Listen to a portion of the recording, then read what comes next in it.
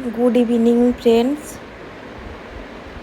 তো তোমরা সবাই কেমন আছো? আশা করছি ভালোই আছো, সুস্থ আছো। তো অঙ্কনা মাইতি চ্যানেলে সবাইকে স্বাগত জানাই। আমার বড়দের প্রণাম, আর ছোটরা আমার সমবয়সী যারা আছো তাদের অনেক ভালোবাসা জানিয়ে আজকের ব্লগটি আমি শুরু করছি। তো সন্ধেবেলাতে চা বসিয়ে দিয়েছি, তো চাটাও নিয়ে নিয়েছি দুজনের। তো চাটা খেয়ে নিব।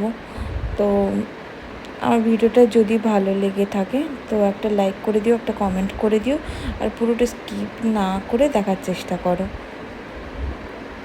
তো চলো, পাশে থেকো, সাথে থেকো। তো আর ঘুগনি বানানোর জন্য কিন্তু আমি এখানে প্রেসার কুকারে ঘুগনিটা মটর আর আলু নারকেল দিয়ে সিদ্ধ করতে বসিয়ে দিয়েছি। আর এখানে যে যে মশলাগুলো দেবো, আদা, পেঁয়াজ, রসুন, গরম মশলা সমস্ত কিন্তু এই মিক্সির মধ্যে নিয়ে নেবো, দিয়ে এই জারটার মধ্যে নিয়ে নেবো, দিয়ে সমস্ত পেস্ট করে নেবো একসঙ্গে। আলাদা আলাদা করে করছি না, অল্প একটুখানি আছে তো তার জন্য কিন্তু আলাদা আলাদা করে করছি না, একসঙ্গেই কিন্তু পেস্ট বানিয়ে নিচ্ছি।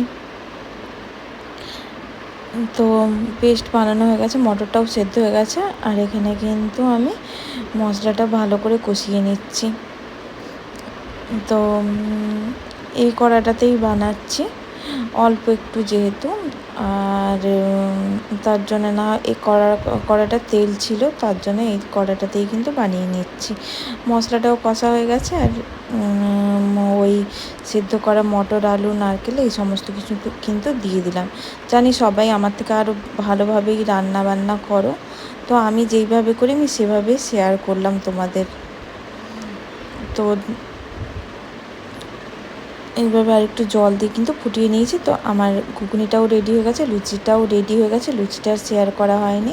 তো এখন খাবারগুলো বেড়ে নিচ্ছি, সমস্ত ঘুগনিটা বেড়ে নিয়েছি, লুচিটাও কিন্তু নিয়ে নিচ্ছি।